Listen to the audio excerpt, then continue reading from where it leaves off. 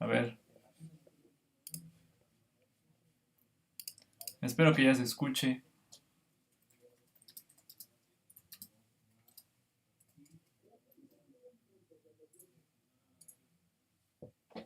Ok, bueno, creo que todavía hay alguien por allá y espero que ya me puedan escuchar. Entonces, ahorita en un par de segundos vuelvo a revisar que ya me escuchen en YouTube y ya seguimos, ¿va? Entonces denme chance, ya saben cómo a veces a uno se le va la onda con todo esto y espero que ya se escuche, ¿vale? A ver, déjenme ver. Ya, ok, sí, disculpen. Sale, ya estamos. Entonces, perdón, para los que están acá en YouTube, estábamos recordando rápidamente lo que vimos la sesión pasada, ¿no? De las celdas electroquímicas, ánodo, cátodo, este, ¿qué más? La dismutación de anforitos inestables, ¿no? Cálculo de nuevos potenciales estándar y cómo lo relacionábamos eso con analítica, ¿cómo se llama? Con analítica 2, ¿no? Es nada más fue una especie de resumen, realmente no se perdieron de mucho. Y ahora entonces lo que quiero que hagamos, ¿no? Es algunos ejemplos y algunas cosas de cálculo de potencial en disoluciones, ¿no? Entonces, ¿cómo se mide el potencial en una disolución? Y quiero nada más aquí aclarar un poco de nuestro lenguaje, que a veces pues es un poco incorrecto, entre comillas, decir cómo se mide el potencial, ¿no? Porque pues ese potencial está básicamente asociado a una diferencia, es una diferencia de potencial, pero pues normalmente por que así nos acostumbramos, pues decimos potencial y pues deberíamos decir siempre diferencias de potencial, ¿no? Porque pues los potenciales absolutos pues no se pueden medir, ¿sí? Entonces, nada más para que ustedes se acuerden, no se vayan confundiendo en cuanto a los conceptos, pues siempre son diferencias de potencial, pero pues tenemos esta mala costumbre de decir solo a veces potencial, ¿no? Entonces yo voy a seguir utilizando potencial porque pues bueno, a veces ya está implícito en eso conceptualmente que es una diferencia, ¿no?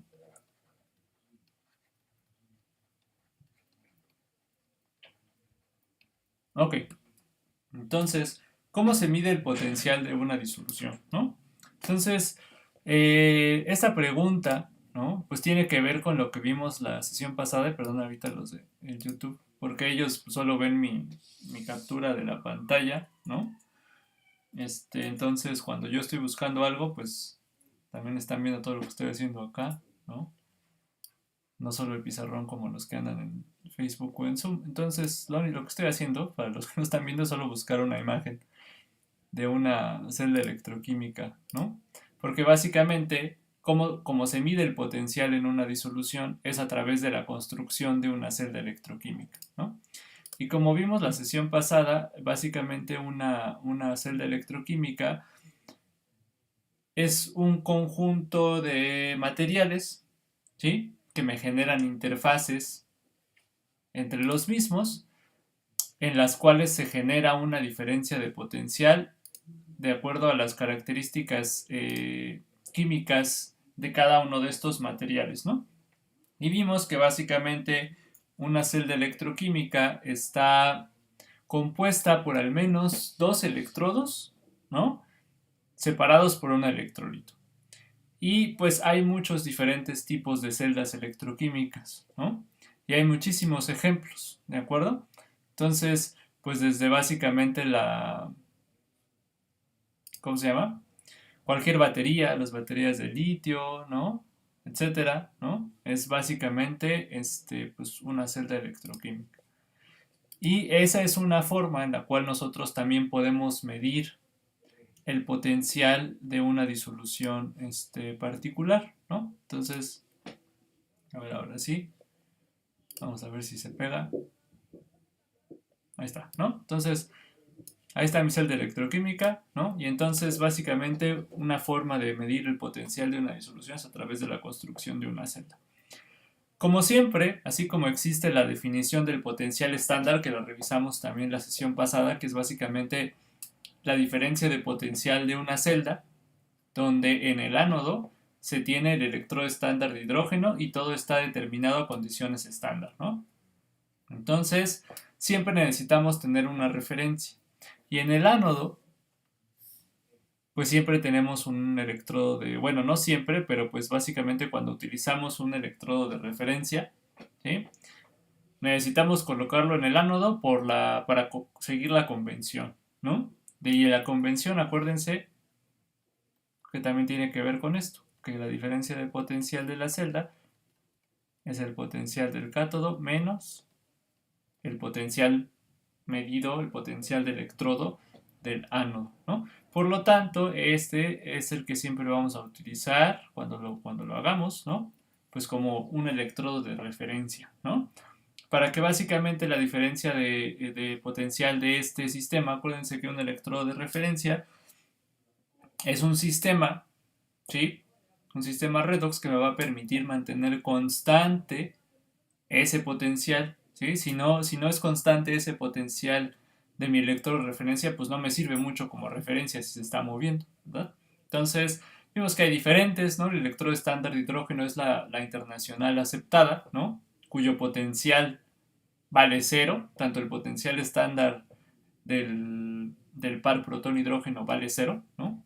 Por convención también este potencial vale 0 volts a la temperatura que sea, ¿sí? Y como todo está medido en condiciones unitarias, pues en mi ecuación de Nernst el término logarítmico asociado a este par se hace 0 también. Por lo tanto, este potencial del ánodo vale 0, ¿sí? Y pues siempre le voy a estar restando 0 a mi celda si estoy utilizando el estándar de hidrógeno.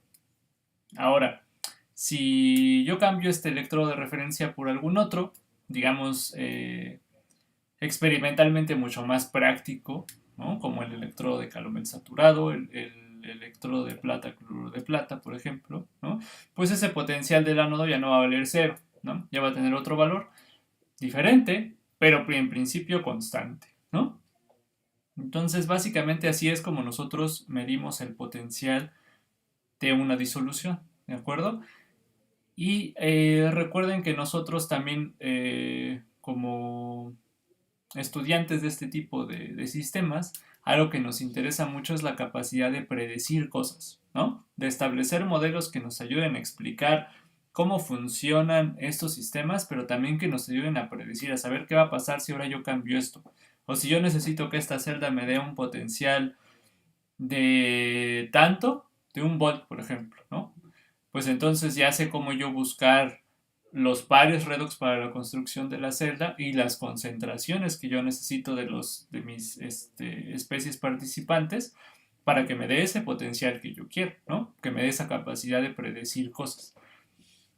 Y entonces esa capacidad de analizar y después predecir, pues se vale en este caso del uso de las ecuaciones de Nernst, ¿no? Y por eso es importante, además de, bueno, cómo se mide el potencial, pues lo medimos así como con el ejemplo que está ahí, ¿no? Con una celda electroquímica y un potenciómetro, ¿no? Algunos cables, caimanes, etcétera, ¿no? Y ¿qué más? Pues ahora, ¿no? Lo que querríamos hacer es, bueno, cómo podemos calcular el potencial, ¿no? Que pues básicamente está totalmente relacionado con la ecuación de Nernst, ¿de acuerdo? Entonces, además de cómo se mide, pues cómo se calcula, ¿no? Entonces, ¿cómo se mide el potencial? Pues con una celda electroquímica. ¿Y cómo se calcula? ¿No? Porque calcular, acuérdense que estamos hablando de un concepto teórico, ¿no? El potencial.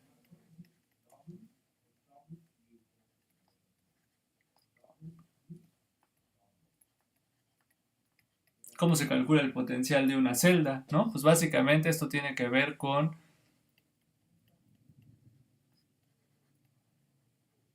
pues, la ecuación de Nernst, ¿no? Donde básicamente, pues esta ecuación de Nernst lo que nos dice es que esa diferencia de potencial es igual a la diferencia de potencial estándar más 0.06 volts entre el número de electrones intercambiados en mi sistema, logaritmo del inverso del cociente de reacción, ¿no? Y eso básicamente, eso ya lo revisamos, ¿no? Nada más quería yo recordarles esto, ¿no?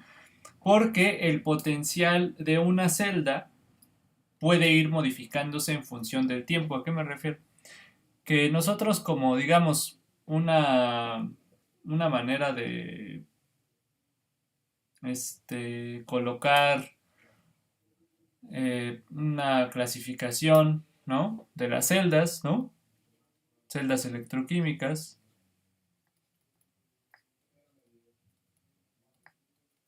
Entonces, básicamente las que conocemos como celdas galvánicas y celdas electrolíticas, ¿no? Donde las celdas galvánicas lo que hacen es que a partir de una reacción espontánea redox me generan energía, ¿no? Me generan una corriente eléctrica que yo puedo aprovechar para un cierto uso. Y las celdas electrolíticas, ¿no? Yo necesito aplicar energía a ese sistema para producir una reacción, por ejemplo, ¿no? Entonces, el potencial de una celda, por ejemplo, galvánica, ¿no? Si ustedes piensan, digamos, en su teléfono celular o en su laptop, ¿no? Que tienen baterías de ion litio. Lo que pasa es que cuando ustedes lo empiezan a utilizar, hay un proceso espontáneo que está generando energía para el proceso de cómputo, prender la pantalla, todo lo que necesita su dispositivo, ¿no? Entonces, mientras la reacción procede, ¿no? Digamos que los reactivos de ese proceso pues van decayendo en concentración, ¿no? Hasta el punto donde se agotan. Y eso significa que pues básicamente ya no tengo de dónde sacar esa energía, por lo tanto esa diferencia de potencial pues también va decayendo en función del uso, en función del tiempo de uso, ¿no? Por lo tanto, esa diferencia de potencial nosotros la podemos medir pues en cada parte de ese proceso, desde que tengo un potencial, no sé, digamos que para una celda galvánica, voy a dibujar aquí arribita, ¿no? Pues esta diferencia de potencial en función del tiempo, ¿no? Pues va decayendo, ¿no? Hasta que básicamente se hace cero cuando alcanza el equilibrio, ¿no? ¿Por qué? Porque pues cuando uno alcanza el equilibrio, esta diferencia de potencial debe ser cero, la diferencia de potencial de celda, porque tendría yo el mismo potencial de electrodo en mi cátodo y en mi ánodo, ¿de acuerdo? Y ahí es cuando ya como celda galvánica, pues a mí ya no me sirve, ¿no? Una celda galvánica que está al equilibrio ya no me sirve porque ya no me da energía, ¿no? Entonces, yo lo que puedo hacer es calcular el potencial en cada momento de ese sistema reactivo, ¿no? ¿Por qué? Porque fíjense que aquí en la ecuación de Nernst lo que tengo es el inverso de Q, el cociente de reacción. Entonces, aquí en este Q puedo yo colocar las concentraciones desde las concentraciones iniciales de mi sistema, es decir, en qué potencial va a empezar mi celda, ¿sí? Hasta pues, el potencial que yo quiera, la mitad la mitad de la reacción, por ejemplo, ¿no? Cuando han reaccionado la mitad de los reactivos, pues entonces yo puedo calcular ahí la mitad de mi reactivo limitante, por ejemplo, puedo calcular ese potencial ahora, o cuando ya se consumió todo, ¿no? Entonces, hay diferentes potenciales que a veces nos interesa medir, ¿de acuerdo?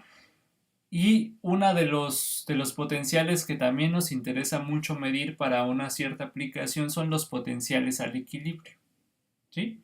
Por ejemplo, ya dijimos aquí que un potencial de celda al equilibrio siempre vale cero, ¿no? ¿Sí? Del potencial del cátodo menos el potencial del ánodo. Pero hay un sistema particular, ¿sí? Que es donde a lo mejor imagínense que aquí tengo el cobre, ¿no? Por ejemplo, en mi cátodo, ¿no? Entonces aquí tengo yo el cobre y el zinc. Y entonces esta celda, cuando alcance el equilibrio, pues su diferencia de potencial debe ser cero, ¿no? Pero ¿qué pasa si yo aquí le agrego otro reactivo, ¿no? Le voy a agregar aquí un reactivo, ¿qué será? Pues imagínense que yo le voy a agregar, vamos a pensar, que no sea zinc, a lo mejor, no me sé los potenciales, no me acuerdo, le voy a poner reactivo X, ¿no? Yo le agrego un reactivo. Que va a reaccionar con el cobre, ¿no? Hay una reacción entre este reactivo X y el cobre. Y entonces la concentración del cobre 2+, que está en la disolución, va a ser diferente, ¿no? Es decir, me va a mover este sistema del equilibrio, ¿no? Pero cuando este sistema vuelve a alcanzar el equilibrio entre la reacción de X y el cobre 2, como ya agregué yo algo aquí extra, ¿no? Probablemente esta diferencia de potencial, ¿no? Con mi electrodo de referencia ya no realmente sea cero, ¿no? Entonces lo que está sucediendo es que yo estoy modificando solo una de las semiceldas, ¿no? Entonces digamos que estoy hablando aquí del equilibrio entre cobre y X. Y este tipo de sistemas se utiliza mucho para hacer titulaciones redox, ¿no? ¿A qué me refiero? Fíjense. Entonces, ya revisamos nada más todo esto, ¿no? Que pues básicamente cómo calculamos el potencial de una celda con la ecuación de Nernst. Lo único que quería yo ejemplificar es que podemos calcular esa diferencia de potencial desde el inicio de la reacción y conforme esta va avanzando, en el caso, por ejemplo, de una celda galvánica, que va disminuyendo el potencial, ¿no? Eso ya depende de la construcción de cada celda. Pero básicamente, ¿no? Si ustedes imaginan una titulación redox, ¿no? Voy a tratar de dibujarlo lo mejor posible, ¿no? No lo estoy logrando muy bien, pero ahí voy. Imagínense ustedes que yo tengo un vaso aquí, ¿no? Y vamos a hacer un ejemplo. Entonces yo tengo un vasito aquí con mi analito, ¿no? Y en este caso mi analito va a ser hierro 2 más, ¿no? Entonces aquí tengo hierro 2, ¿va? Y a este hierro 2 a mí me interesa conocer su concentración en una muestra. Y entonces yo lo voy a titular, ¿sí? En este caso lo voy a titular como con un oxidante, ¿no? Porque pues el hierro 2 se oxida muy fácil, entre comillas, ¿no? Fácilmente, porque pues hasta con el oxígeno del aire se oxida, a hierro 3, ¿no? Y entonces este titulante que yo voy a utilizar, ¿no? Y lo voy a poner aquí en una bureta, ¿no? Entonces, imagínense que aquí tengo yo mi bureta. Y aquí en esta, ¿cómo se llama? En esta bureta, pues yo tengo aquí mi llave, ¿no? Está mi llave, ¿no? Y ahí está mi bureta, ¿no? Entonces, yo tengo aquí mi bureta y en mi bureta yo le voy a poner una sal de serio 4 más, ¿no? Que ese es mi oxidante, ¿sí? Entonces, cada que yo voy agregando mi titulante, pues va a reaccionar hierro con serio, ¿sí? Y entonces se van a ir modificando las concentraciones, ¿no? Entonces, como ustedes ya saben, pues hay muchas maneras de determinar el punto final de una titulación, ¿no? Es decir, mi estimado experimental del punto de equivalencia. Lo que va a pasar aquí, ¿sí? Es que hay diferentes maneras de detectarlo, ¿no? Una es con un indicador o de manera gráfica, ¿no? O con tratamientos matemáticos de las curvas de titulación, etcétera, ¿no? Entonces, en este caso, las titulaciones potenciométricas son muy utilizadas, es decir, que vamos midiendo el potencial de la disolución en función de la adición de este titulante, ¿de acuerdo? Entonces, pues básicamente vamos a utilizar la ecuación de Nernst para medir el potencial de esta disolución, que sería un potencial al equilibrio, ¿no? De esta disolución, siempre que voy agregando yo serio 4 más a la disolución, ¿de acuerdo? Entonces, pues básicamente, dame un segundito, ¿no? Necesitamos construir una celda electroquímica para poder ir midiendo el cambio en el potencial de una disolución de este tipo, ¿no? Entonces, ¿qué tipo de celda electroquímica podría yo construir para ir midiendo la diferencia de potencial de esta reacción, por ejemplo, ¿no? Asociada a esta reacción? Pues entonces necesito, como yo ya sé que es una celda electroquímica, pues necesito al menos dos electrodos separados por un electrolito, y esos electrodos pues los voy a conectar a un potenciómetro que me va a permitir ir midiendo esas diferencias de potencial, ¿no? Entonces, uno aquí a lo que se enfrentaría pues sería en primer lugar a pues qué electrodo voy a usar de los tantos materiales que existen, pues cuál me conviene usar, ¿no? En este caso, por ejemplo, que las especies reactivas son iones, ¿no? Y eso lo sabemos, igual y yo me estoy adelantando mucho, ¿no? Porque pues igual ustedes ya conocen varias cosas de lo que han visto en sus clases o lo que hemos visto aquí, ¿no? Pero si yo trazo mi escala de potencial, ¿no? Estos son los potenciales estándar, si no me equivoco, para serio 4, serio 3, hierro 3, hierro 2, ¿no? Y entonces básicamente vean ustedes, aquí tengo una reacción espontánea, ¿no? Entre el hierro 2 con el serio 4, ¿no? Y pues si balancean ustedes esta reacción, pues como ambos intercambian un solo electrón, pues hierro 3 más serio 4 me da hierro 2 más hierro 2. Al revés, ¿verdad? Hierro 2 más serio 4. Ahora sí, hierro 2 más serio 4 que me da hierro 3 y serio 3, ¿no? Entonces, esa es mi reacción que voy a estar estudiando. Estas concentraciones de estas especies se van a ir modificando en función de la adición de mi titulante y eso es lo que va a provocar un cambio en el potencial de la disolución, que es el que quiero medir, ¿no? Entonces, como todas las especies son iones, pues yo necesito de alguna manera un conductor electrónico, que es lo que es un electrodo, ¿no? Este es un conductor electrónico que me permita medir el potencial sin que me interfiera con lo que está pasando ahí. Entonces, una elección muy típica es el platino, ¿sí? Entonces, podría yo agarrar un alambre, ¿no? Creo que no se alcanza a ver muy bien, pero bueno, es un alambrito que está aquí, ¿no?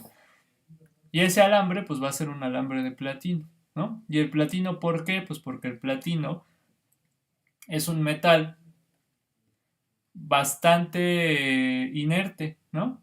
Digo, claro que va a reaccionar bajo ciertas condiciones, ¿no?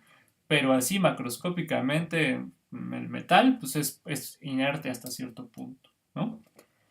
Entonces, este conductor electrónico lo único que me va a permitir es medir hasta ahí la diferencia de potencial sin alterar nada de la disolución, ¿no? Por eso la elección de este. Necesito el otro electrodo, ¿no? Y el otro electrodo, pues yo necesito colocar un electrodo de referencia, ¿no? Que no me vaya a ir modificando el potencial en función del experimento, del avance del experimento. Entonces, pues yo me agarro uno de los clásicos que pues todo el mundo usa porque funcionan muy bien, ¿no? Porque para eso están diseñados, ¿no? Entonces imagínense que agarro aquí un electrodo de referencia, un electrodo, no sé, de calomel saturado, ¿no? Entonces, el sistema cloruro mercuroso, mercurio líquido, ¿no? En contacto con una disolución de KCl saturado, ¿no? Electrodo de calomel saturado. Y entonces ya tengo yo mi electrodo, digamos, sensor, que es el de platino, y el electrodo de referencia, ¿de acuerdo? Y entonces, pues ahora lo único que necesitaría por acá, pues sería conectarlo a un potenciómetro, ¿no?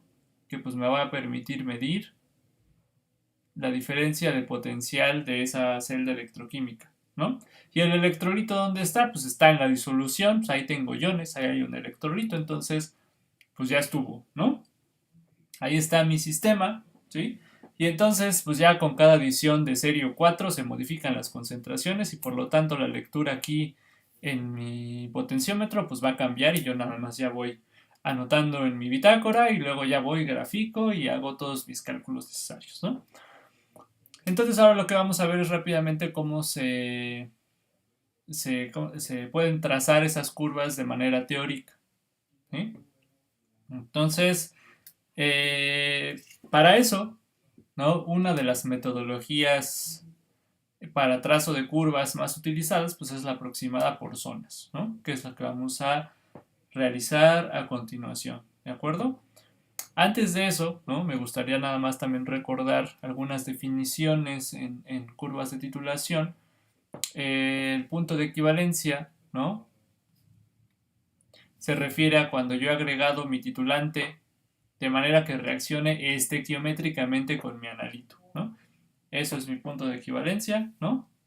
El punto final, cuando nos referimos a punto final, estamos hablando del estimado experimental del punto de equivalencia, ¿no? El punto de equivalencia es teórico, el punto final es experimental. Mientras más cerca mi estimado experimental esté del teórico, menor error va a cometer, ¿de acuerdo? En cuanto a en ese sentido. Y el otro es el avance, el otro término, el avance de titulación. Entonces, este avance de titulación, que le vamos a llamar F, ¿sí? Que básicamente lo que me indica es un cociente, ¿no? Es decir, pues, de cuánto he agregado yo de titulante, ¿no? Y este cociente, pues, se refiere a la cantidad de sustancia de titulante entre la cantidad de sustancia del analito, ¿no? Ese es el cociente, eso es lo que es el avance de titulación. Recordando que cantidad de sustancia es mol por, concentración por volumen. Pues esto es concentración de titulante por volumen de titulante entre concentración de mi analito por el volumen inicial o el volumen del analito, ¿no? Es ese cociente. Y entonces el valor de F en el punto de equivalencia pues depende de la estequiometría de la reacción, ¿de acuerdo? Estamos muy acostumbrados a que siempre este F o algunos también usan X, es lo mismo. Pues siempre, casi siempre uno se lo aprende, o sea, hay confusión de que siempre vale 1, ¿no? Pero pues no, eso no es verdad, solo en el caso para reacciones que tengan todos los analito básicamente y titulante el mismo coeficiente estequiométrico, ¿no? Si ese coeficiente estequiométrico cambia, pues también F en el punto de equivalencia va a tener otro valor, ¿no? Entonces, por ejemplo, en este caso, sí va a valer 1 porque para llegar al punto de equivalencia, que es cuando yo agrego la cantidad estequiométricamente necesaria para alcanzar ese valor, pues entonces fíjense que necesito, como es 1 a 1, pues cada mol de titulante va a reaccionar con un mol de analito. Por lo tanto, F en el punto de equivalencia, pues vale 1, ¿de acuerdo? Para este caso. Entonces, vamos a construir una tabla de variación de concentraciones para que después de construir la tabla, lo que hacemos en este método es dividir la curva de titulación potenciométrica en diferentes zonas, dependiendo del predominio de especies o pares diferentes, ¿no? Entonces, una manera de visualizar ese sistema es construir una tabla de variación de concentración para decir, bueno, pues aquí en el punto de equivalencia las especies que predominan son tales. Por lo tanto, así voy a calcular el potencial, ¿no? O después del punto de equivalencia, cuando ya tengo exceso de titulante, ahora las especies que tengo aquí son estas, y entonces ahora calculo el potencial de esta manera, ¿no? Para eso vamos a construir la curva de titulación y primero la tabla de variación de concentraciones, ¿no? Entonces, déjenme revisar nada más por aquí si hay alguna pregunta o algo, ¿no? Ok. Sale pues. Entonces vamos a construir la tabla, ¿no? Y ahorita terminando de construir la tabla, vemos si hay alguna pregunta, ¿no? Yo voy a empezar a construir la tabla más que de variación de concentraciones, va a ser de variación de cantidad de sustancia, porque tal vez aquí no sea muy notorio, pero hay ocasiones donde sí el efecto de la dilución, aquí no va a ser muy notorio por cómo están construidas las ecuaciones, pero el efecto de dilución, ¿no? Por ejemplo, imagínense que este volumen, el volumen inicial del hierro 2 fueran 10 mililitros, ¿no? Y la concentración del hierro 2 fuera 0.1 molar, ¿no? Y que la concentración de miserio 4 también es 0.1.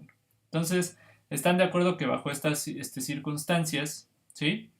Lo que tenemos acá es que necesitaría yo un volumen de 10 mililitros de serio 4 para alcanzar el punto de equivalencia teóricamente, ¿no?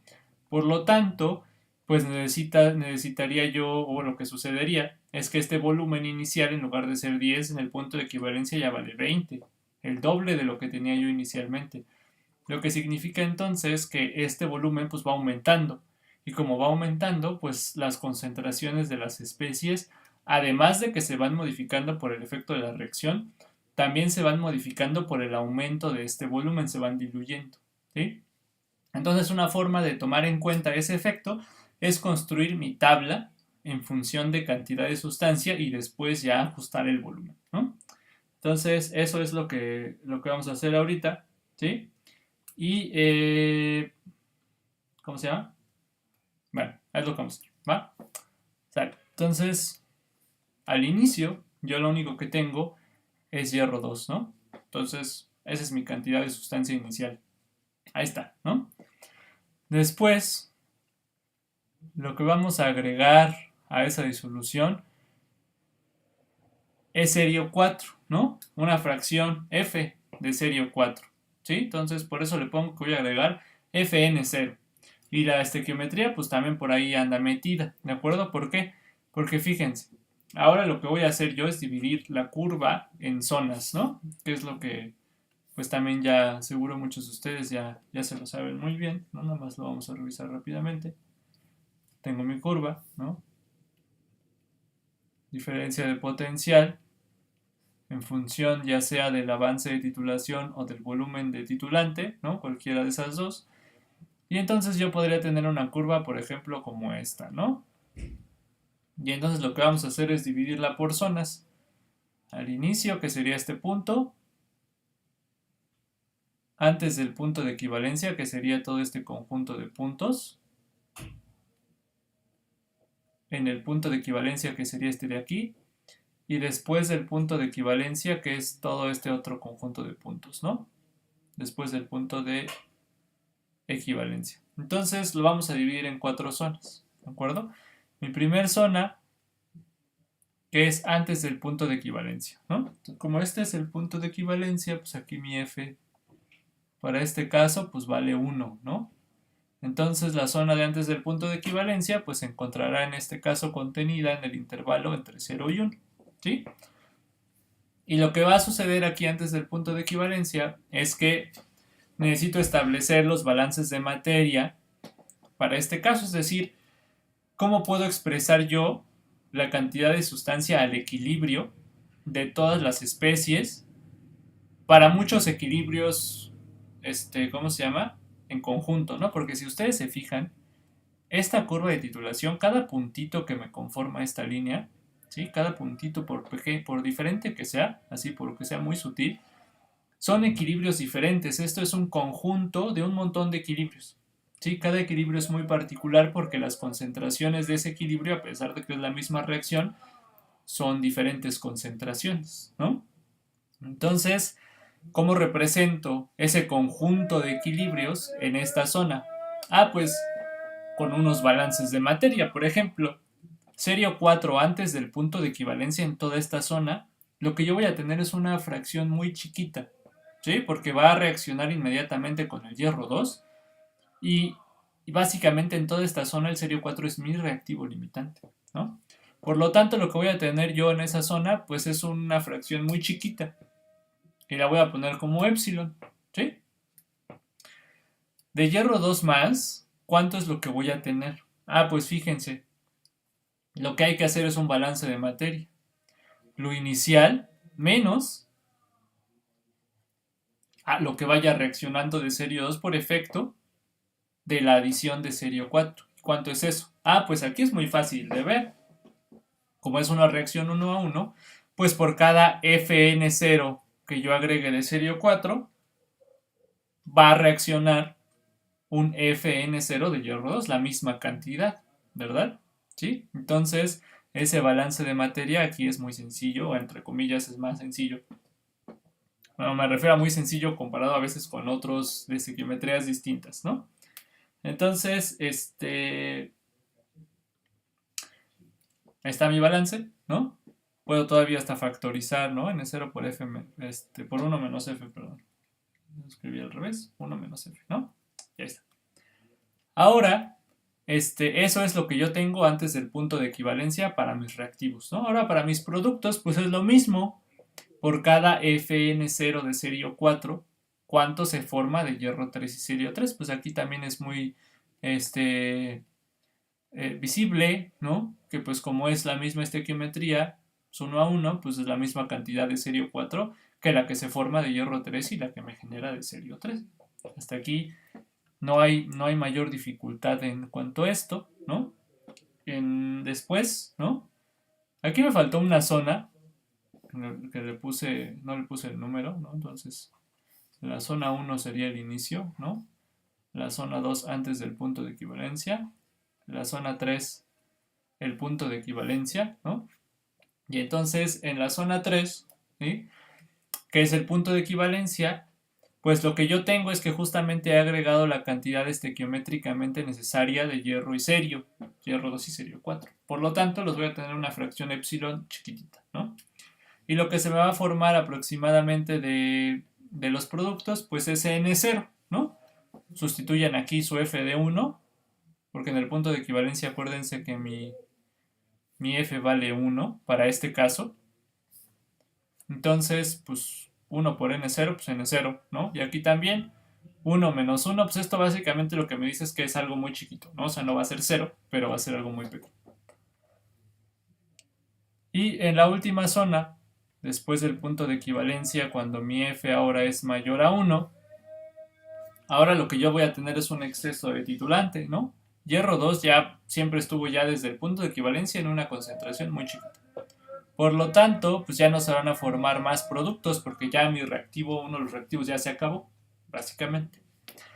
Y ahora lo que tengo de serio 4 es un exceso, ¿sí? Ese exceso lo simbolizamos así. El total de serio 4 que yo voy agregando, ¿no? Porque acuérdense que F va modificando su valor. El total de serio 4 siempre va a ser F por N0. Ese es el total de serio 4 que yo agrego, ¿no? Menos lo que ya reaccionó con el hierro, ¿sí? Entonces, eso que ya reaccionó con el hierro, de acuerdo a la estequiometría, pues fue N0, ¿de acuerdo? Por eso este lo simbolizamos como N0 por F menos 1, ¿de acuerdo?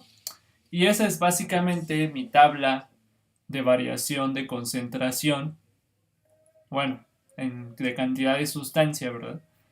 Para este caso de titulación de hierro 2 con serio 4. ¿Alguna pregunta, algo que no les haya quedado claro, algo en lo que siempre se han confundido, que quieran hacer?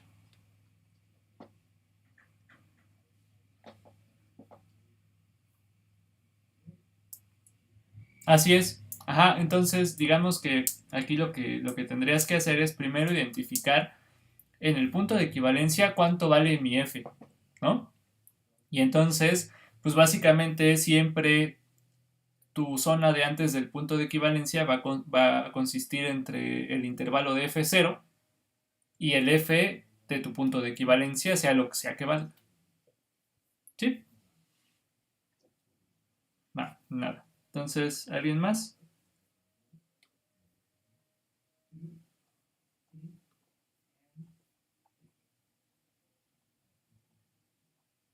Ok.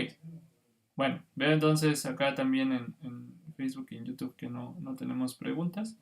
Entonces vamos a continuar, ¿va? Entonces ya tenemos la tabla de variación de concentración.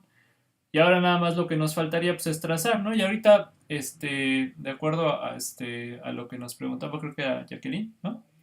Vamos a probar después de pues con otro ejemplo donde ya la estequiometría ya es diferente, ¿no? Para ver cuáles son los efectos en la tabla. ¿De acuerdo? Entonces vamos a terminar nada más esta parte.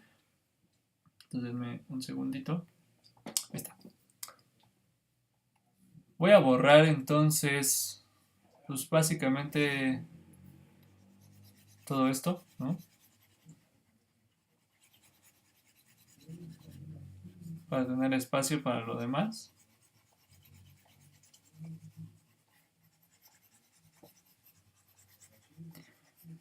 Y entonces ahora sí, ya que tenemos la tabla construida, solo nos falta ver cómo calcular el potencial en cada una de las zonas.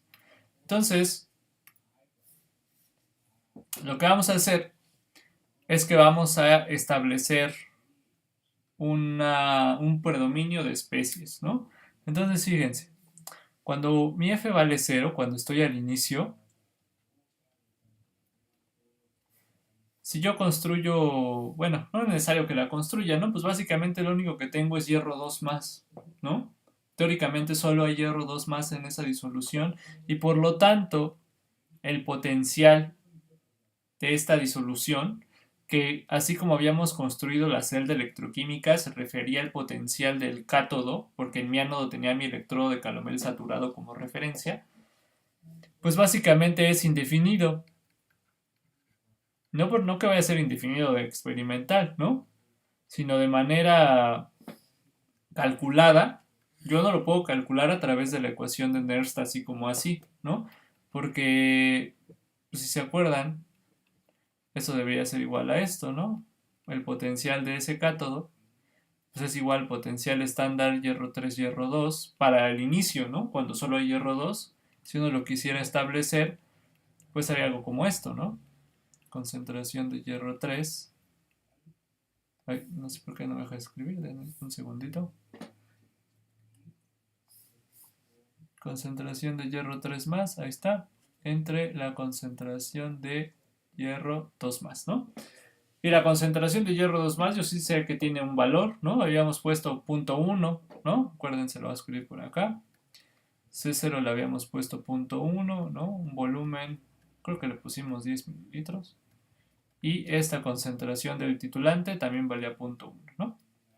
Pero la de hierro 3, pues no tiene un valor asignado, ¿de acuerdo? Entonces sería 0 entre 0.1, que pues básicamente es su 0, y el logaritmo de 0 está indefinido. Por lo tanto, a través de esta ecuación no puedo determinar este valor de potencial. Así que lo único que voy a poner cuando f vale 0, pues es nada, porque no lo puedo calcular. Pero ya a partir de una f de 0.001 o un valor que ya sea mayor a 0, ya entonces ya lo puedo calcular. Por lo tanto, en mi segunda zona, donde la f está entre 0 y 1, que es antes del punto de equivalencia, ¿qué es lo que sucede? ¿Cuáles son las especies que están predominando de manera significativa en esa zona? Una manera de hacerlo muy rápidamente es construir una escala de potencial y pues de alguna manera marcar, encerrar en un círculo de otro color o como sea, las especies que están predominando para que visualmente uno las identifique muy rápido. Por ejemplo, centrémonos entonces aquí, en el renglón número 2, antes del punto de equivalencia. Si se fijan, la única especie que va a estar en una concentración muy chiquita es el serio 4, que es un epsilon. Todas las demás, en principio, van a estar en una concentración más apreciable, digamos. Por lo tanto, las especies que voy a tener pues van a ser hierro 2, hierro 3 y serio 3. Esas tres especies son las que principalmente van a existir en esa disolución, ¿sí? En mayor concentración. ¿Cómo calculamos el potencial al equilibrio? Bueno, pues básicamente, cuando tengamos un caso como este, lo que vamos a decir es que la diferencia de potencial de ese sistema va a estar establecida por el oxidante más fuerte y el reductor más fuerte de la disolución cuando ya se alcanzó el equilibrio. Acuérdense que como estamos construyendo esta tabla, son cantidades de sustancia al equilibrio, ¿de acuerdo? Por lo tanto, este predominio ya es al equilibrio, ¿sí? Entonces, ¿cuál es mi oxidante más fuerte? Pues hierro 3, porque pues nada más hay ese. ¿Cuál es el reductor más fuerte? Serio 3 o hierro 2. Si se acuerdan, en una escala de potencial la fuerza reductora crece hacia la izquierda, ¿no? Entonces, hacia la izquierda, ¿no? El hierro 2 más es un reductor que está más a la izquierda del serio 3, por lo tanto es más fuerte, ¿no? Entonces, en este caso, mi oxidante y reductor más fuerte coincide con ser un par conjugado óxido-reductor. Por lo tanto, el potencial de ese cátodo, pues lo voy a calcular con la ecuación de Nernst que aparece aquí arriba, porque pues es el mismo par el que va a estar predominando, ¿no? Entonces, el potencial del cátodo de esa celda, pues va a ser igual al potencial estándar del par hierro 3, hierro 2, más 0.06 volts por el logaritmo de la concentración de hierro 3, ¿de dónde la voy a sacar? Acuérdense que aquí este no es un solo punto, es un conjunto de puntos diferentes, ¿no? Con diferentes valores de f. Entonces voy a agarrar a partir de mi tabla, por ejemplo, la cantidad de sustancia de hierro 3 es Fn0. Fn0, ¿no? Esta es cantidad de sustancia. En la ecuación de Nernst va la concentración. Por lo tanto, este lo tengo que dividir entre el volumen total, volumen inicial, más el agregado. Ahí está metido el efecto de dilución. ¿De acuerdo? Para cada valor de F, ¿no? Si se acuerdan, F es igual a concentración de titulante, volumen agregado o volumen de titulante entre C0, B0, ¿no? Si ustedes despejan de aquí el volumen agregado, volumen de titulante, pues fíjense que para cada valor de F pues hay un volumen asociado de titulante. Ese es este que está aquí, por eso también va cambiando dependiendo del valor de F. Entonces, esa es la concentración de hierro 3. La concentración de hierro 2 sería N0 por 1 menos F entre el volumen total, ¿no? Inicial más agregado. Y aquí está donde yo les había dicho que igual y en este ejemplo pues no se nota, porque al final fíjense qué pasa con el volumen total. Pues como lo tengo en numerador y denominador, este cociente vale 1, N0 también, y me queda solo 0.77 volts más 0.06 volts por el logaritmo de F entre 1 menos F, ¿no? ¿Sí? Y entonces ya tengo esta ecuación que me va a permitir calcular el potencial de la disolución en ese intervalo cuando la F está entre 0 y 1. ¿De acuerdo? Después llegamos al punto de equivalencia cuando la F vale 1. Ahora vamos a trazar una nueva escala para ver ahora quién está predominando, ¿no? En el momento en que ustedes lo puedan visualizar, yo lo hago así de manera pues didáctica, ¿no? Pero si ustedes lo pueden visualizar sin necesidad de establecer la escala, pues también está bien, ¿no? Porque pues ahí está en la tabla de variación de concentraciones, pero sí, siempre es útil, ¿no? Entonces ahora tenemos en esta zona, ¿no? En el punto de equivalencia. Fíjense que lo que voy a tener aquí al equilibrio en mayor proporción pues son los productos hierro 3 y serio 3, por lo tanto, pues aquí está mi oxidante más fuerte y mi reductor más fuerte, ¿no?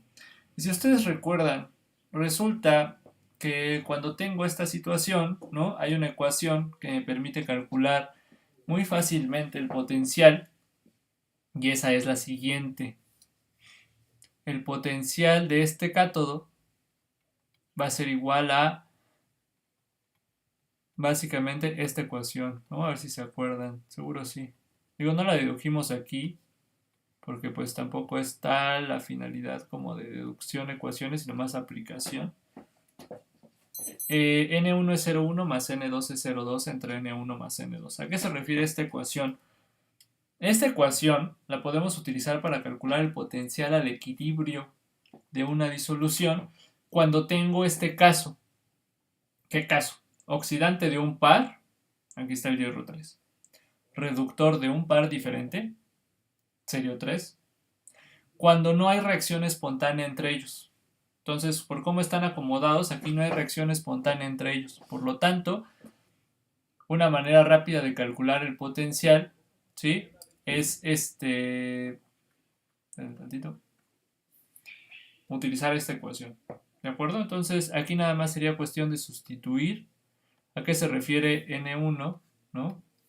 Pues N1 se refiere al número de electrones intercambiados de un par por su potencial estándar, por ejemplo, para el hierro, más el sistema de intercambio electrónico del otro par, para el serio, que también vale 1, por su valor de potencial estándar, ¿no? Y todo esto dividido, pues, entre 2, ¿no? Y eso, pues, ya me da un valor de potencial que corresponde al potencial en el punto de equivalencia, ¿de acuerdo? Finalmente, para una F mayor a 1, construyo otra vez mi escalita de potencial, hierro 3, hierro 2 más, serio 3, serio 4, perdón. Serio 3.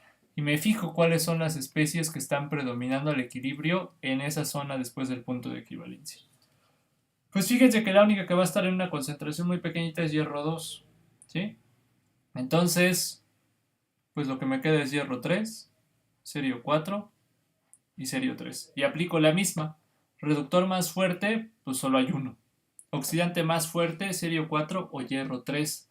Pues acuérdense que el que está a la derecha, ¿no?, tiene mayor fuerza reductora, por lo tanto, resulta que mi oxidante y reductor más fuertes al equilibrio en ese conjunto de equilibrios, más bien, pues son el par serio 4 o serio 3, ¿no? Por lo tanto, pues ahora el potencial del cátodo pues va a estar definido por el potencial estándar que le pusimos aquí 1.61 del serio 4 serio 3 más 0.06 volts por el logaritmo de la concentración de serio 4, que la vamos a sacar otra vez de la tabla, N0 por F-1 entre el volumen total dividido entre la concentración de serio 3, que es N0 entre el volumen total. El volumen se elimina, N0 se elimina, y me queda básicamente esta ecuación. Potencial estándar de mi par por 0.06 volts por el logaritmo de F-1. Y entonces ahora lo que hemos construido es una función que está definida por partes, ¿sí? Es decir, el potencial del cátodo de mi celda está dividido en 4 funciones diferentes, bueno, en 4 casos diferentes, dependiendo del valor de la F, ¿sí? Entonces, hasta aquí alguien tenga alguna duda, algún comentario.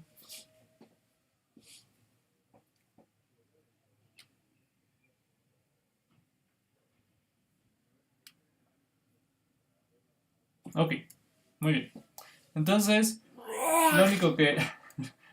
mi perrito ahí que hace ruidos chistosos, ¿no? Entonces, ahora lo que resta es, pues, graficarla, ¿no? Entonces, os voy a compartir acá un Excel.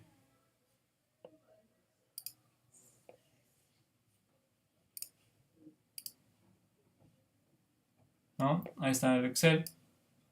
Y entonces, básicamente, ese potencial del cátodo, ¿no?, pues está definido con esta función que está dividida en 4 partes, ¿no? Es indefinido si f vale 0. Está ejemplificado por esta ecuación si f está entre 0 y 1. Tiene este valor, ¿no?, que era un valor constante, el de n1 es 0,1 más n2 es 0,2 entre n1 más n2 si f vale 1. Y bueno, hace rato le puse 1.71, pero aquí está 1.70 más 0.06 volts por el logaritmo de f menos 1. Si ¿cómo se llama? Si el valor de f es mayor a 1. Y entonces, pues ya lo único que uno que tiene que hacer pues es trazar la curva de titulación, ¿no? Aquí tenía yo otro volumen, no sé qué volumen, no tenía 10 mililitros, ¿no? Tenía yo aquí otro volumen, ¿no? 25, ¿no? Pero pues aquí nada más lo cambiamos a 10. Ya está, ¿no? Entonces, cuando ustedes lo quieran graficar en su Excel, pues simplemente es cuestión de dar valores arbitrarios a f, ¿no? En este caso, pues yo lo hice de punto 1 en punto 1, ¿no? Así, de 0 hasta 2. Después calculé los valores de volumen, porque pues a veces también esta gráfica vale la pena hacerla en función del volumen agregado, ¿no? Entonces, aquí yo lo tengo en función del volumen, aquí está, ¿no? Y aquí qué concentraciones le estoy poniendo. Ah, es que aquí no son las mismas. Vamos a poner las del ejercicio que hicimos ahorita, ¿no? Punto 1 y punto 1, 10 mililitros, ahí está. Ahora sí, ¿no? Entonces vean, la gráfica está en función del volumen, ¿no? Le voy a poner aquí, no sé por qué no le puse aquí en las leyendas, ¿no? Este es volumen de titulante. Y esto de aquí ya es la diferencia de potencial medida en la celda, ¿no? Entonces, a ver, un segundito.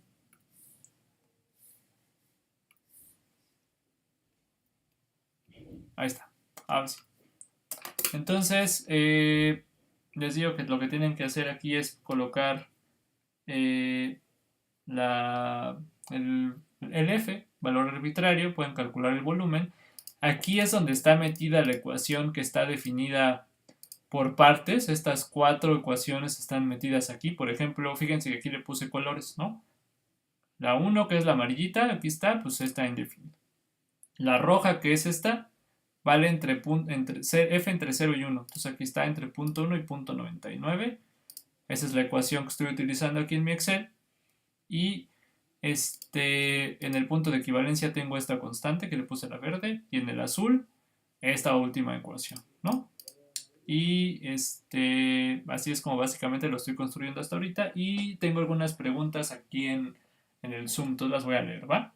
Entonces Víctor nos pregunta que si vamos a titular usando un electrodo diferente al estándar de hidrógeno para construir la curva teórica, tendríamos que considerar el potencial del electrodo. Así es, Víctor. Entonces, si te fijas, aquí en la gráfica, tengo dos curvas, que digamos que es el mismo sistema, solo que con dos referencias diferentes.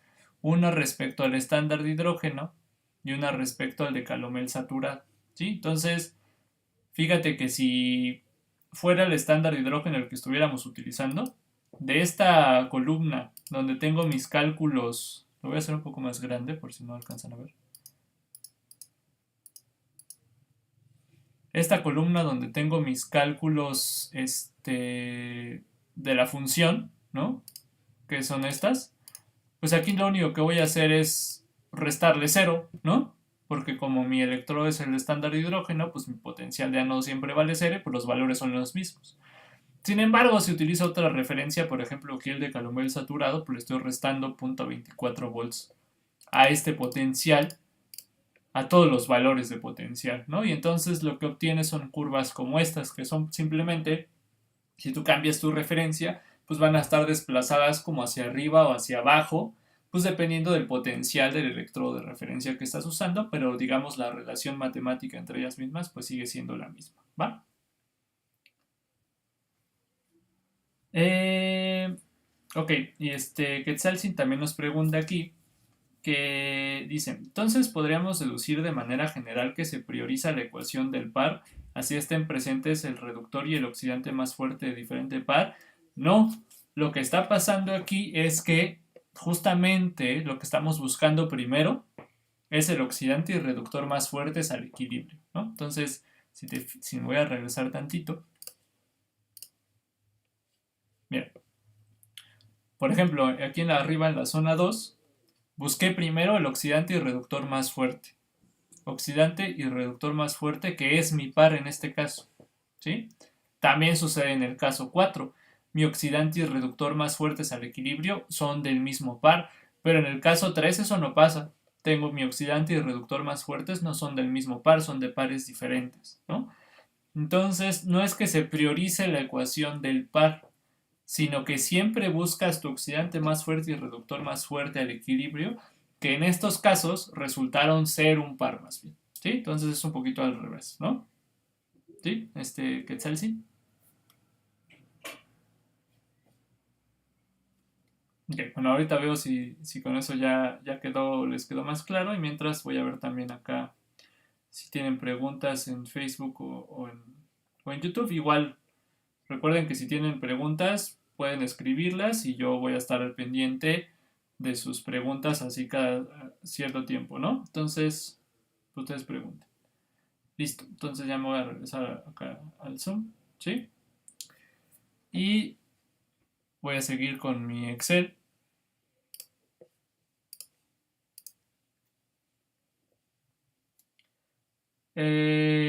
¿Cómo sabes qué valor le tienes que restar? Porque Salma nos pregunta también aquí en el Zoom cómo saber qué valor tienen los electrodos de referencia. Pues pues uno los puede calcular con la ecuación de Nernst también, ¿no? Entonces, por ejemplo, si tú tuvieras un electrodo, me voy a regresar otra vez al pizarrón, ¿no? Entonces, si tú tuvieras un electrodo, por ejemplo, voy a borrar ahorita básicamente todo esto que está aquí, porque pues ya lo tenemos, ¿no? Creo que ya no tienen preguntas de esta deducción. Entonces ahora imagínate que lo que tú tienes como electrodo de referencia es un electrodo de plata, cloruro de plata, ¿no? Entonces el sistema del plata, cloruro de plata, pues es este, ¿no? Involucra tu sistema plata 0 y cloruro de plata, ¿no? Entonces cuando tú expresas tu ecuación de Nernst, digamos que fuera tu referencia del sistema que estábamos viendo, pues este potencial del ánodo va a ser igual al potencial estándar del par cloruro de plata, plata, más 0.06 volts por el logaritmo del inverso de la concentración de cloruro, ¿no? Y que yo te dijera que ese electrodo de plata, cloruro de plata, tiene una disolución de KCl que va, pues, 1.1 formal, ¿no? Entonces lo que tendrías que hacer es sustituir aquí pues, la concentración de cloruro, que pues básicamente vale 0.1, y este valor es el valor de tu ánodo que va a ser constante y ese es el que le restas a todos los valores, ¿sí? Otra cosa es que si tú vas y buscas en la literatura los electrodos de plata, cloruro de plata con KCl saturado o de calomel saturado, pues te aparecen y ya, por ejemplo, para calomel saturado pues está entre 0.24 y 0.25 volts y eso pues ya le restas ese mismo valor a todos y ya está. Sí, esa es una manera en la cual sabes tú cuánto le tienes que restar, ¿no? Pero lo puedes calcular con tu ecuación de Nernst, ¿vale? Y también nos pregunta aquí en el Zoom esta Carla, K, ¿no? Que para obtener el volumen que hice en Excel hice el despeje a partir de la F. Sí, así es. Mira, acá lo debo tener. Aquí está, mira.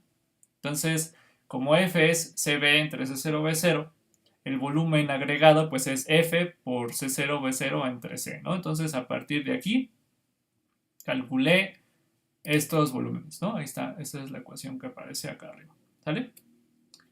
Ok, entonces voy a revisar si en Facebook o en YouTube tienen alguna duda, me parece que no. Ok, va.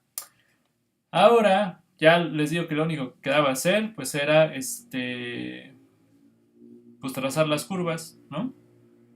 Ahí están mis curvas y ya, ¿no? Entonces, observamos el comportamiento, ¿no?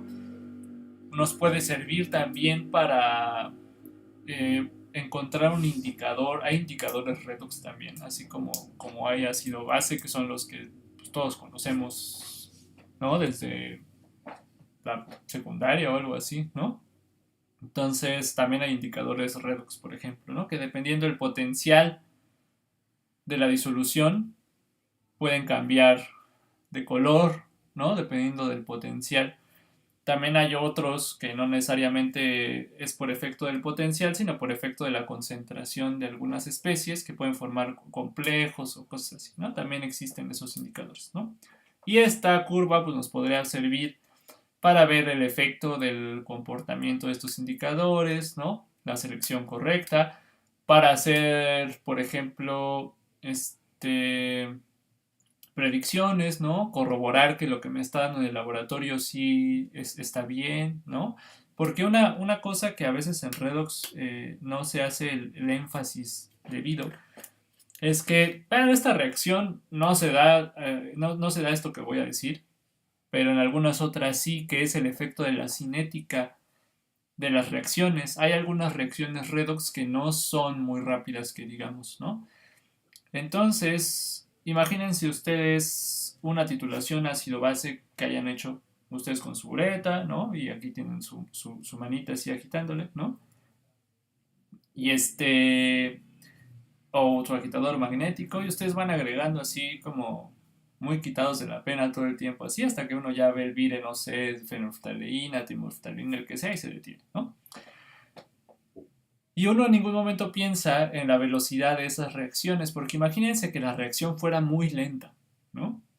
Si la reacción fuera muy lenta, pues yo le puedo seguir agregando y agregando y agregando, y a pesar de que ya me pasé en cuanto a la estequiometría, o sea, ya tengo un exceso de titulante, podría no ver aún el vire del indicador, y no es cuestión de la concentración, sino es cuestión de la velocidad. O sea, ya tengo desde hace un buen la concentración suficiente, pero como es una reacción lenta, yo no he visto cambio alguno. En ácido base eso no, prácticamente no sucede porque son reacciones con constantes de velocidad muy grandes, son reacciones muy rápidas. Sin embargo, en los equilibrios de óxido-reducción no sucede así. Hay pasos limitantes a veces por ahí metidos en los mecanismos de reacción muy lentos, ¿sí?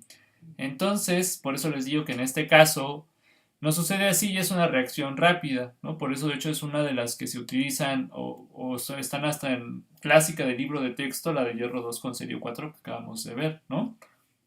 O la de hierro 2 con permanganato que también se utiliza en el laboratorio, ¿no? O las iodometrías, iodimetrías, todas estas, ¿no? Pero hay algunas otras que no, no lo son tanto, ¿no? Por ejemplo, si recuerdan ustedes para normalizar disoluciones de permanganato, pues un patrón primario que podemos utilizar pues, es el oxalato, ¿no? Usamos oxalato, que pues ya básicamente a las condiciones de pHs ácidos en las cuales se lleva a cabo, ya sabemos por qué la de permanganato, porque pues es cuando obtenemos la mayor cuantitatividad, tenemos ácido oxálico, ¿sí? Y esa reacción entre el permanganato y el ácido oxálico pues no es muy rápida, ¿no? Porque pues piensen ustedes en el cambio estructural que se necesita para pasar desde ácido oxálico, que se va básicamente hasta CO2, ¿no? Entonces, pues ese cambio estructural, por ahí hay metidos pasos muy lentos en cuanto a la cinética y por eso a uno le recomiendan que caliente un poquito la disolución de ácido oxálico, ¿no? Antes de titular, o sea que se titule así en tibiecito, ¿no? Para favorecer un poquito la velocidad de la reacción, por ejemplo, y entonces no tener esos problemas, ¿de acuerdo? Y eso en redox pues puede suceder bastante, entonces imagínense que yo estoy planeando una metodología experimental, ¿no? Y a lo mejor no revisé correctamente la cinética de esa reacción que yo estoy proponiendo para una titulación. Y entonces estoy yo titulando y pues no observo, a lo mejor en lugar de observar este cambio, pues nada más veo una que así casi constante, ¿no? Mi potencial ahí, una constante. Y eso pues a lo mejor puede significar muchas cosas, pero si ya revisé que mis reactivos están bien, que preparé bien mis disoluciones, tal, pues ya uno va diciendo, bueno, ¿por qué no me está dando como yo lo planeé, ¿no? Tengo una referencia, me tienen que dar así, ¿por qué no me da? Y entonces ya uno se regresa, replantea y pues básicamente para eso sirve la predicción también de estas cosas, ¿no? Ya sé que me tienen que dar, si no me está dando experimentalmente eso es porque algo no estoy haciendo bien, ¿no?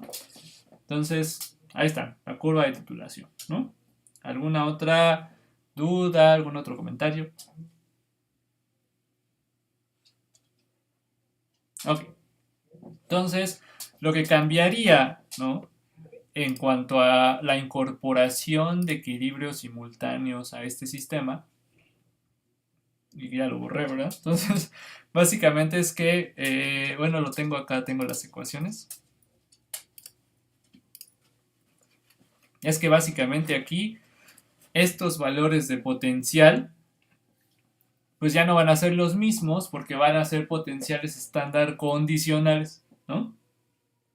Esto se va a mantener, solo cambiaría, esto ya no sería .77, ¿no? Sino tendría otro valor dependiendo de, pues a quién esté condicionado mi potencial, a este también y este también, ¿no? Pero pues digamos que todo el otro procedimiento se sigue manteniendo prácticamente igualito, ¿vale? Entonces, ok, qué bueno que ya entendiste también Quetzal. Listo. Entonces, pues hagamos otro ejemplo rápido, igual ya no lo trazamos completo, ¿no? Porque pues ya llevamos un ratito acá, ¿no? Tampoco quiero cansarlos tanto, ¿no? Y entonces vamos a hacer nada más el planteamiento, ¿no? De esto. Déjenme, me regreso al pizarrón. Déjenme revisar nada más si no hay preguntas por acá. No. Y no, ok, va. Entonces, vámonos al pizarrón. Y entonces planteemos ahora, por ejemplo, la titulación de hierro 2 con permanganato, ¿no?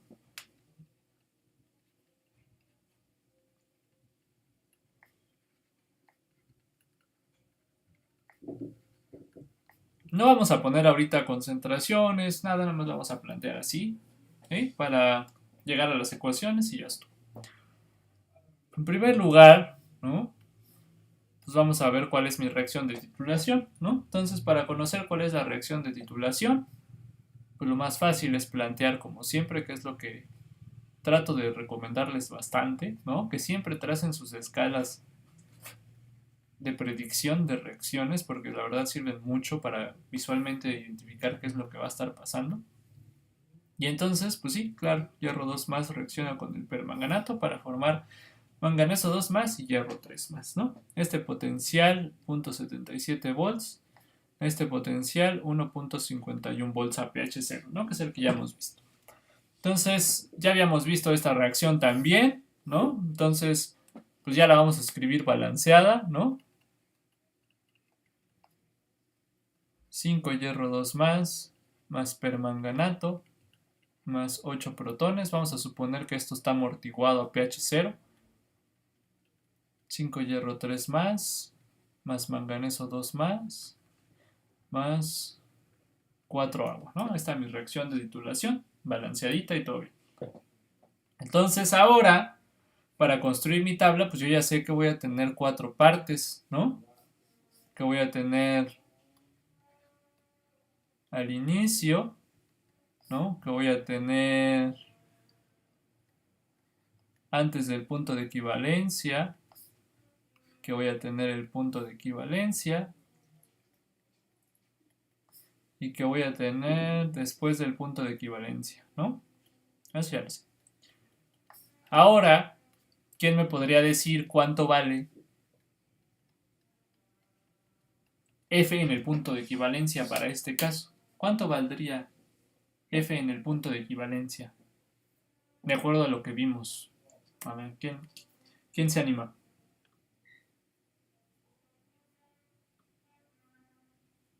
Ni piensen, ni piensen.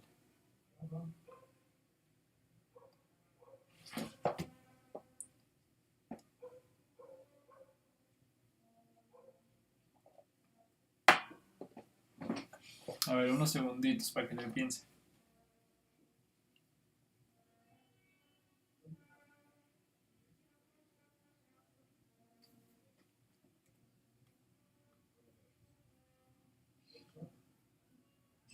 Igual ando viendo acá.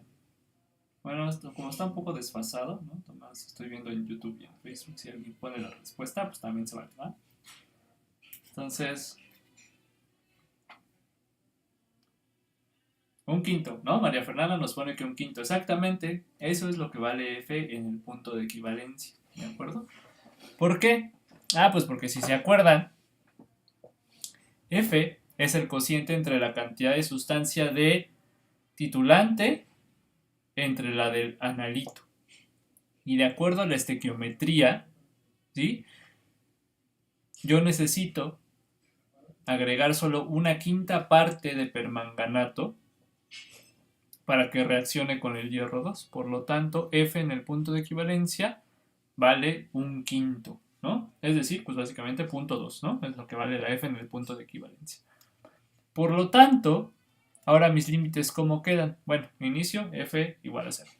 Antes del punto de equivalencia, pues ahora mi F va a estar contenida entre 0 y un quinto. En el punto de equivalencia, F vale un quinto y después del punto de equivalencia, F es mayor a un quinto. ¿De acuerdo? Ahí está. ¿Sí? Y entonces ahora sí ya puedo yo empezar a construir mi tabla de variación de concentraciones. ¿De acuerdo? Vamos a construir. Al inicio, y ya aquí ya la escribí muy hacia la izquierda, ¿verdad? Entonces voy a tener que volver a escribir la reacción más hacia mi derecha, ¿no? Entonces, a ver, hierro 2, 5 hierro 2, más permanganato, más lo voy a escribir un poquito más, perdón, es que para que me quepa todo lo que quiero escribir y no se vea todo amontonado, más permanganato, más 8 protones, hierro 3, 5 hierro 3, manganeso 2 más, y por acá voy a poner el agua arriba para que no me estorbe. Ahí está. Entonces al inicio yo lo que tengo pues es mi concentración, mi cantidad de sustancia inicial de hierro 2. Aquí lo que voy a agregar, que es lo que me faltó poner aquí, pues es una FN0 de permanganato. Y así la manejo siempre, ¿no? Hay diferentes formas de manejar las tablas, pero a mí me parece eso más fácil, ¿no? Como manejar siempre inicio tal, se agrega siempre FN0, independientemente de la estequiometría. Eso lo vamos a meter justamente en el siguiente balance de materia. ¿Cuánto me queda de hierro 2 antes del punto de equivalencia? ¿No? Y se acuerdan, ese es un balance de materia. Lo inicial menos lo que va reaccionando por cada adición de permanganato. ¿Y eso cuánto es? Bueno, pues es una regla de 3. ¿Qué regla de 3? Pues fíjense. FN0, estoy agregando FN0 de permanganato, ¿no? Y lo voy a poner aquí, como lo voy a poner como superíndice por acá, ¿no? Yo agrego FN0 de permanganato, ¿no? Y de acuerdo a la estequiometría de la reacción, un mol de permanganato va a reaccionar con 5 mol de hierro 2. Por lo tanto, la cantidad de hierro 2 más que va a reaccionar con el permanganato, pues van a ser 5F por N0. Por lo tanto, esto que está aquí en este recuadrito, pues es 5F por N0. O factorizado, pues N0 por 1 menos 5F. Y debe tener sentido con el valor de F en el punto de equivalencia. Por ejemplo, si ustedes sustituyen aquí en F un quinto, pues es 1 menos 1 que da 0. Por lo tanto, tiene lógica, ¿no? Porque lo que estoy diciendo es que de acuerdo a esta expresión, mientras más me acerque al punto de equivalencia, este valor se va haciendo más chico hasta llegar a 0. ¿De acuerdo? Entonces tiene sentido. Para permanganato, un épsilon, ¿no? Que es mi titulante. Este voy a suponer que no cambia porque está amortiguado a pH 0. Y se me están formando aquí, ¿cómo se llama? Pues unos productos, ¿no? Entonces lo único que tengo que hacer, pues es seguir utilizando ese balance, esas reglas de 3, para determinar pues cuánto se está formando aquí de cada uno de estos, ¿no? Entonces fíjense que por cada FN0 de permanganato, pues ahora sí, sin hacer la reglita, pues aquí me forman 5FN0 de hierro 3, ¿no? Y por cada FN0 de permanganato, pues se me va a formar FN0 de manganeso 2 más, ¿no? Es aplicar esta misma conversión, ¿no? Esta misma relación estequiométrica, pues nada más que ahora esta la construimos para hierro 2, digamos. Esta está construida para hierro 2 más relacionado con es que no quiero usar flechitas, ¿verdad? Lo voy a poner así. Hierro 2 relacionado con el permanganato, ¿no? Si ahora quiero una de hierro 3 con permanganato, pues me hago otra de estas. Y manganeso 2 más con permanganato, pues otra de estas. Y el resultado pues son estos que están acá en mi lado derecho. Llegamos al punto de equivalencia, ¿sí? En el punto de equivalencia, pues básicamente lo que tengo es que como agregué ya la cantidad estequiométricamente necesaria de permanganato para que reaccione con hierro 2 más, lo que tengo aquí pues son pues básicamente epsilon. Aquí le voy a poner un 5 nada más para mantenerlo de la estequiometría, ¿no? Porque pues debe ser este epsilon 5 veces más grande que el del permanganato, pero pues aún así son concentraciones bien chiquitas y esto, ¿no?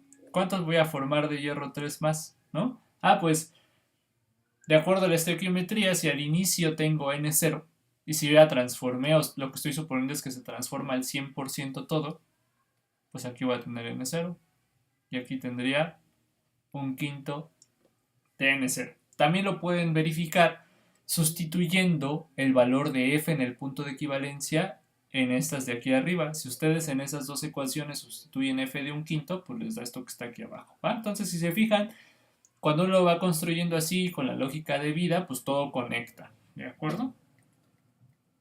Listo. Y ya, finalmente, después del punto de equivalencia, lo que habría que hacer, ¿sí? Pues es entonces pues establecer el balance de materia. Los demás siguen siendo concentraciones chiquitas, por ejemplo, para hierro 2. Por lo tanto, ya no se va a formar más de mis reactivos, digo, de mis productos, perdón, ni de hierro 3 ni de manganeso 2. Y lo que tengo ahora es un exceso de permanganato, ¿no? Y este exceso de permanganato, pues lo vamos a construir así como hicimos el otro, ¿no? El total de permanganato, que ese total de permanganato siguen siendo F por N0, y le vamos a restar, ¿sí?, la cantidad que ya reaccionó con el hierro 2. ¿De acuerdo? Si se fijan, sigue siendo un balance de materia. ¿Qué cantidad, no, relacionado con N0 necesité de permanganato para que reaccione todo esto? Pues si se fijan, es un quinto de esto. ¿Sí? La cantidad estequiométricamente necesaria de permanganato para que reaccione con N0 mol de hierro 2, pues es un quinto de N0, que tiene que ver con el valor de F en el punto de equivalencia. Por lo tanto, esto que yo le tengo que restar, pues es un quinto de N0, ¿sí? Para yo tener justamente la concentración, o en este caso cantidad de sustancia de permanganato, después del punto de equivalencia, ¿no? El total que yo he agregado hasta ese momento, menos lo que ya reaccionó para llegar al punto de equivalencia, ¿no? Por lo tanto, tengo este balance de materia y aquí tengo N0 por F menos un quinto, ¿de acuerdo? Me voy a detener tantito aquí para ver si alguien tiene preguntas, algún comentario, algo que no le haya quedado claro.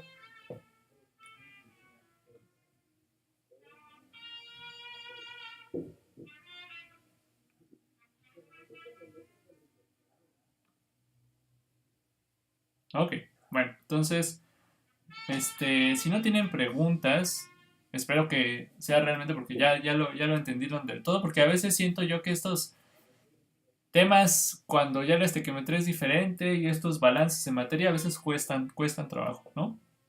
Pero bueno, qué bueno que ya lo están entendiendo un poco mejor. O pues igual ya lo sabían, ¿no? Entonces, espero que ya con esto les haya quedado todavía más claro si es que ya lo tenían así. Y ahora lo que me restaría por hacer, pues es encontrar ahora los predominios de las especies y las ecuaciones de Nernst que me permitirían encontrar básicamente pues los potenciales en esa disolución, ¿no? Entonces vamos a hacerlo y vamos a terminar con eso el taller del día de hoy y ya nada más platico con ustedes un par de cosas para pues los talleres subsecuentes. Entonces, al inicio, ¿no? Pues una vez más, al inicio solo hay hierro 2, ¿no? Por lo tanto, al inicio, pues este potencial, vamos a suponer que tengo una celda similar, tengo un electrodo de platino y un electrodo de referencia, el que ustedes quieran. El potencial del cátodo, pues básicamente es indefinido, ¿no? Luego me voy aquí al moradito, que es el color que estaba usando. En la zona de antes del punto de equivalencia, cuando la F está entre 0 y un quinto, fíjense que las especies que están predominando en este momento, si yo construyo mi escala de potencial, aquí está hierro 3, hierro 2, permanganato, manganeso 2 más, pues voy a mi tabla, ¿no? Y las identifico rápidamente, pues son hierro 2, hierro 3 y manganeso 2 más. Oxidante más fuerte, hierro 3. Reductor más fuerte, hierro 2. Por lo tanto, pues yo ya sé que el potencial del cátodo pues va a ser igual al potencial estándar de ese par más 0.06 volts por el logaritmo de la concentración de hierro 3, que son 5FN0, entre el volumen total, que ya siendo la sustitución correspondiente, pues les va a quedar solo 5F, ¿no? ¿Sí? Entre la concentración de hierro 2 más, que es N0 por 1 menos 5F entre el volumen total, y que ya cuando sustituyan todo, esto les da 1 menos 5F, ¿de acuerdo? Y entonces, después lo que va a pasar es en el punto de equivalencia,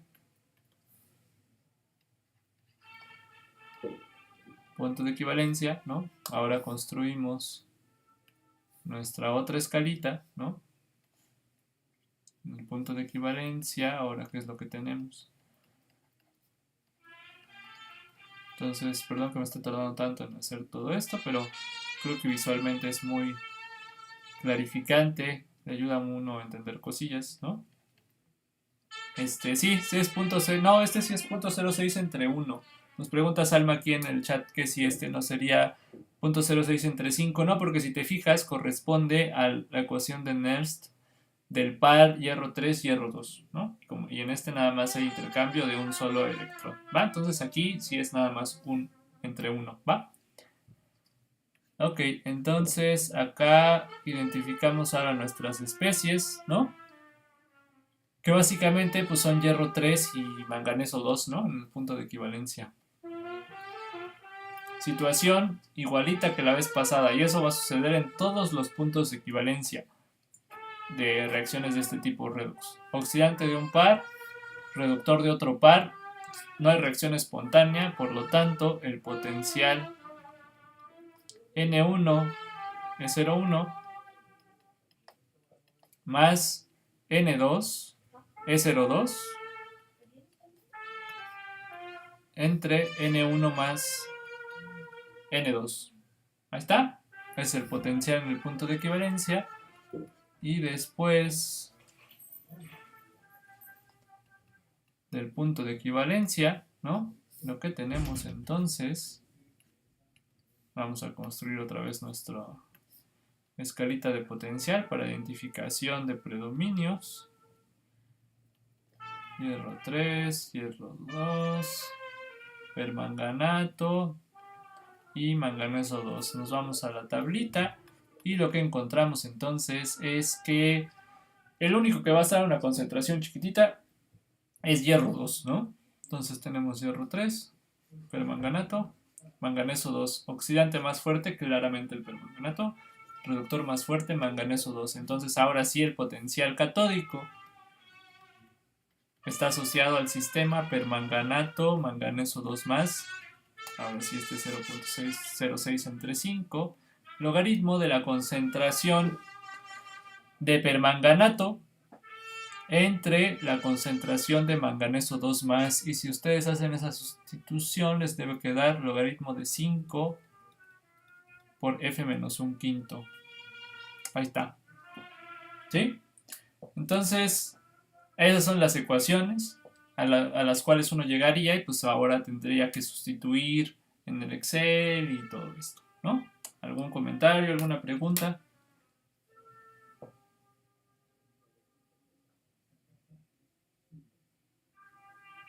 Digo, esto último ya me fui muy rápido, ¿no? Ya nada más hice las situaciones ahí mentalmente, pero si las hacen escribiéndolas paso a paso, ¿no?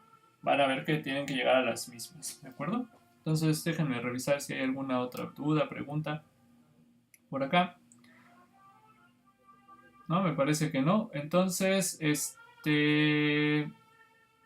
pues listo, sería todo por el día de hoy, ¿no? Porque pues básicamente Redox, así como recordatorio, creo que con esto es suficiente, ¿no? Y ya podríamos pasar a los siguientes, al siguiente tema que nos falta, que básicamente solo es solubilidad y extracción, ¿no? Entonces yo creo que podríamos la siguiente semana dar la última sesión del taller como de repaso de analítica 1 hacia analítica 2 y con eso yo creo que podrían estar ya con unos cimientos un poco más fuertes, ¿no? Como para no tener tantos problemas en sus clases de analítica 2, ¿no? Entonces, les propongo yo que la siguiente sesión pues sea la última sesión del curso. Probablemente podría ser que bueno, ya va a terminar el año, ¿no? Entonces el semestre, ¿qué estamos hoy? 29. Nos quedan 2 semanas de clases, ¿no? Solo son vacaciones.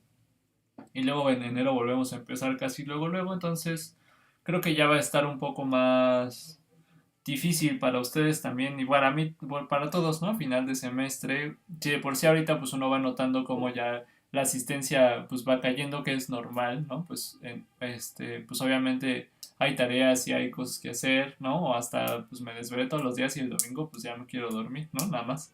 Entonces, y creo yo que ya es cargar demasiado con eso, ¿no? Entonces yo creo que que con una sesión más del taller para revisar lo de solubilidad y extracción, que no son temas tan profundos en cuanto a la complejidad hasta cierto punto como esto, hasta el nivel de lo que estamos haciendo, ¿no? Entonces creo yo que con una sesión, una hora para cada uno, tal vez sea más que suficiente, un par de ejercicios. Si vemos que falta todavía un poco más, damos una más, porque de acuerdo a cómo está construido el temario, algunos son de los temas que menos profundamente a veces se ven, ¿no? Entonces creo yo que eso les va a servir bastante.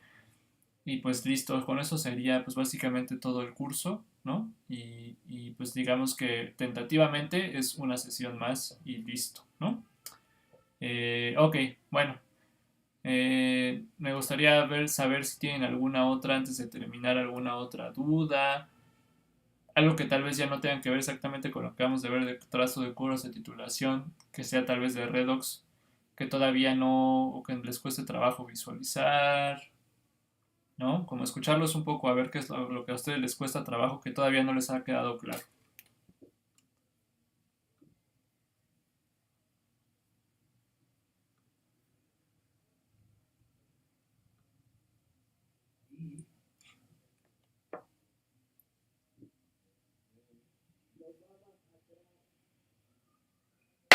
¿No?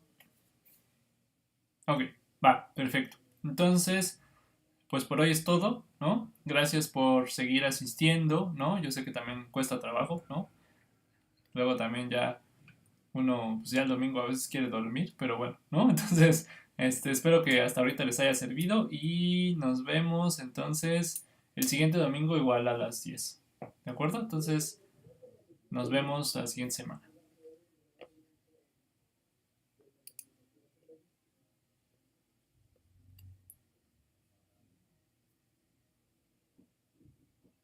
Listo, igual, pásenla muy bien. Muchas gracias también a los que anduvieron acá en Facebook y en YouTube, ¿no? Nos vemos después y pues tengan bonito domingo, descansen y nos vemos luego.